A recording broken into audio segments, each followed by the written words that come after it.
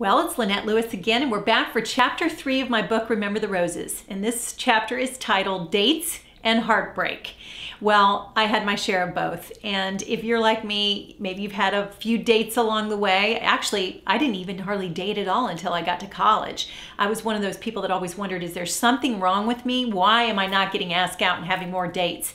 It's funny, isn't it? There are some people who date a lot and some of us who don't date much, and neither seems to work for all of us at times. Sometimes dating more can be more frustrating. And then, of course, sitting at home, I have women tell me all the time, I'm 25 and I've never had a date. Well, join the crowd. I didn't have many either until I got more in my 20s and 30s. And you know, it's an interesting thing as you go through that sort of dating phase, and then a lot of your friends, especially in your 20s, start getting married. Well, I had a lot of heartbreak. Not always just because of the guys, but because I saw so many of my good friends getting married and really living my dreams. And it's hard. Let's don't deny it. It can be tough. There were times when I just wished I had someone to commiserate with more than someone to be happy for. It seemed like all my friends were getting married, almost in just a drove of them all at once. And I was a bridesmaid. I was always helping them plan their weddings and sharing all my ideas for it. But in my heart, sometimes it was just so sad. So what do you do with that? What do you do when you want to be celebrating and happy for your friends, but you're sad for yourself? Well, you make choices along the way. And first and foremost for me, the choice that really made the difference was going deeper with God.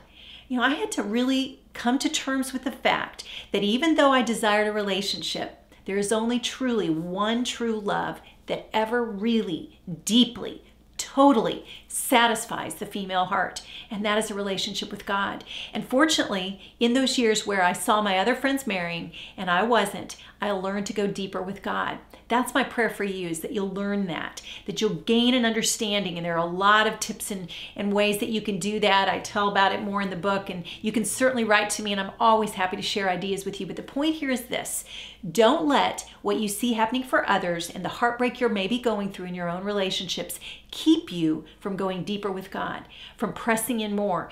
Likewise, don't let it cheat you out of celebrating with your friends, because if you can learn to celebrate with others who are gaining blessings and gifts, then when it's your turn, believe me, the joy will come back to you.